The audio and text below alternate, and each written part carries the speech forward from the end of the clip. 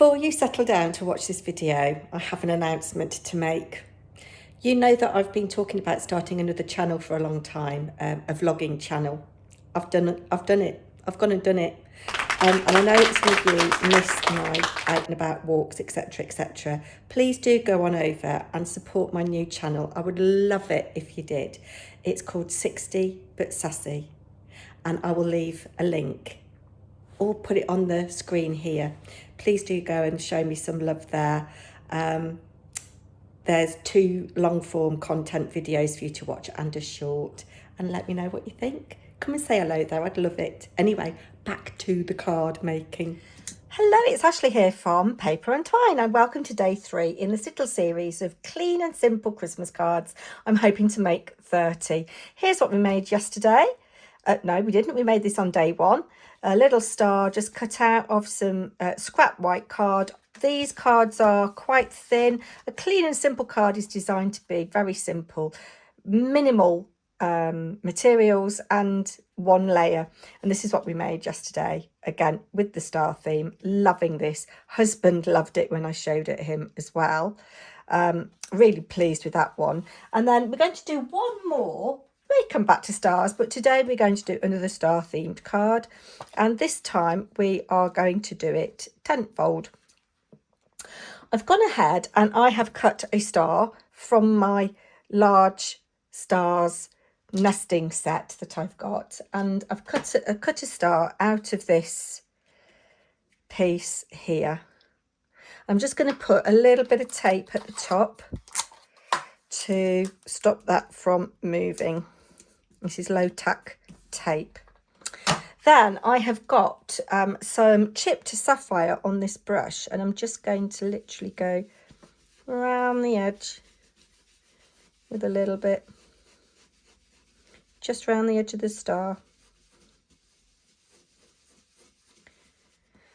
So these cards are designed to be simple to make and for you to batch make if you've got a lot of cards to make for Christmas. Should have perhaps come in with a smaller brush, but it is what it is. There we go. A little bit more there. I might just have a little bit more ink. Okay, I'm going to come around here like this so that I'm on the card, or on my kind of faux stencil that I've made. There we go. That's all I'm going to do with that. Then take off lots of the colour and then just come into the middle. Leave the middle white. And that's what I'm going to do with that. Now, I've got this stencil from Funky Fossil, and I'm looking to see where I want my stars to be. So I'm stenciling through a stencil, if that makes sense. And I want to try and position this so that I get lots of stars. See, I like all these little stars here. Oh, and that's quite cute that we've got a star there at the top of this point. Just straighten it up a little bit. I'm going to add my tape here so that this doesn't shift, and I'm going to come in quite heavily with my ink on this. Take off the excess first, and then applying quite a lot of pressure.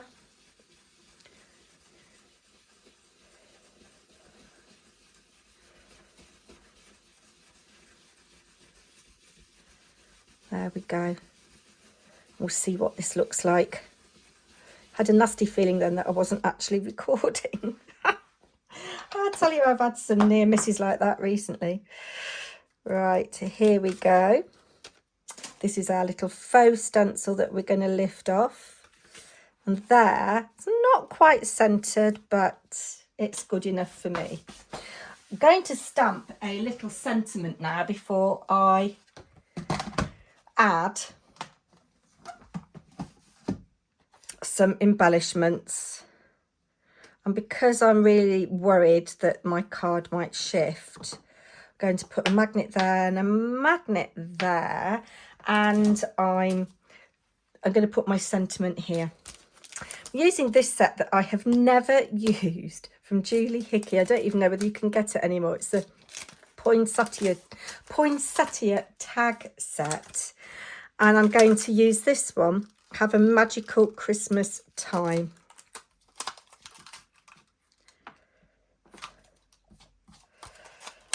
And I'm going to, like yesterday, stamp in the VersaFine Twilight. Have that like that, or should we have to have it a little bit lower actually, like so. So as I say, if I was batch making these, I would do all of the stenciling that I've just done. Then I would set those aside to dry. Then I would come and do all of my sentiments. Then I would do my embellishments. Obviously I'm using blues and I'm using stars. You could use whatever colours and shapes you wanted to.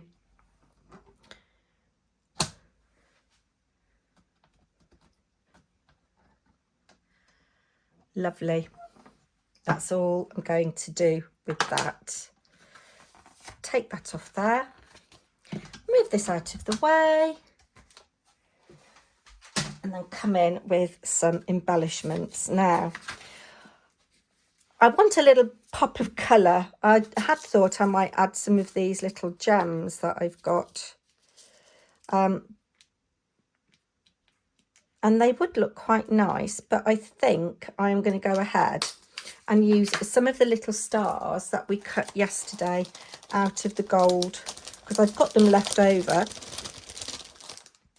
And I just think they're going to add a lovely pop of colour. So I think I'll have one there. Remember, less is more. We'll have one there. And then we'll have another little teeny tiny one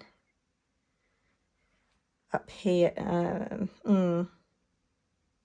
Maybe there. What if actually composition and arrangement is all really important? I think I'll have you like that and you like that, so that they're in a triangle. And I like the little star by the magical. So I'm just going to glue these on and come back to you. There we are. Clean and simple. Now, I don't know whether I'm going to spoil this now or not. I feel like I want some Posca marks on here. Oh gosh, I didn't want to do that, did I? Let me just mop that up before we go any further. Maybe it's not quite the right shade of gold. It does look nice with the blue. I was going to maybe do 3 little dots here.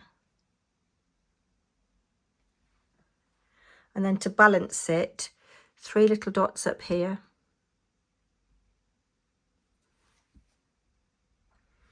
And then the odd dot on some of the stars.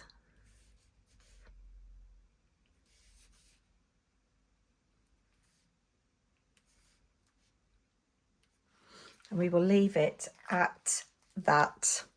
Maybe the Posca pen spoiled it. What do you guys think? Would help, wouldn't it, if I could do my lines in a straight line? I do quite like it, and I've shown kind of like stenciling through a stencil before. It's a good way to get a bang for your buck, as it were. I hope you've enjoyed today's video and come back tomorrow for a card that is not star-shaped.